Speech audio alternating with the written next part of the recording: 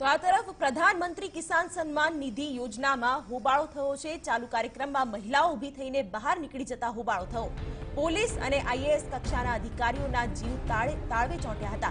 મહિલાઓને પરત બેસાડવા અધિકારીઓએ દોડધામ કરવી પડી હતી। ત્યારે રાજકોટમાં જ્યારે આ યોજના મૂકવામાં આવી હતી ત્યારે મહિલાઓ કાર્યક્રમ છોડીને જતા રહેતા હોબાળો થયો હતો। ચાલુ કાર્યક્રમમાં જ મહિલાઓ ઊભી થઈને કાર્યક્રમ સ્થળથી બહાર જવા લાગી ત્યારે પોલીસ અને આઈએએસ કક્ષાના અધિકારીઓના જીવ તાળવે ચોંટ્યા હતા। મહિલાઓને પરત બેસાડવા માટે અધિકારીઓએ દોડધામ કરી।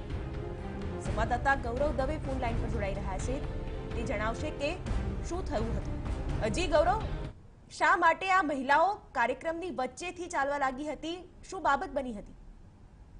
શિવાની, જે ઘટના બની છે રાજકોટના હેમુ ગઢવી હોલમાં આજે પ્રધાનમંત્રી કિસાન સન્માન નિધિ યોજનાનો જે કાર્યક્રમ રાખવામાં આવ્યો હતો અને આ કાર્યક્રમમાં મુખ્યમંત્રી વિજય રૂપાણી પણ ઉપસ્થિત રહ્યા હતા। હેમુ ગઢવીમાં જે આ કાર્યક્રમ ચાલુ હતો એ દરમિયાન મહિલાઓ પોતાની જે સીટ હતી તે સીટ છોડીને બહાર જવા માટે નીકળી ગઈ હતી, કારણ કે જે સવારે 9 વાગ્યાથી આ મહિલાઓને હેમુ ગઢવી હોલમાં બેસાડી રાખવામાં આવી હતી અને જ્યારે મહિલાઓની ધીરજ ખૂટી હતી ત્યારે મહિલાઓ પોતાની જે સીટ છોડીને બહાર નીકળવા માટે રવાના થઈ હતી। એ દરમિયાન જે પોલીસ અને આઈએએસ કક્ષાના કલેક્ટર, ડીડીઓ સહિતના પોલીસ કમિશનર સહિતના જે અધિકારીઓ હતા તે અધિકારીઓ મહિલાઓ અને ખાસ કરીને જે પુરુષો ઉભા થઈ ગયા હતા તેને બેસાડવા માટે દોડી ગયા હતા અને જે કાર્યક્રમ પૂર્ણ થાય ત્યાં સુધી આ તમામ લોકોને બેસાડી રાખવા માટે દબાણ કરવામાં આવ્યું હોય તેવું ચોક્કસ જ લાગી રહ્યું હતું, કેમ કે આપ દ્રશ્યોમાં પણ જોઈ શકો છો કલેક્ટર, પોલીસ કમિશનર અને ડીડીઓ સહિતના જે અધિકારીઓ છે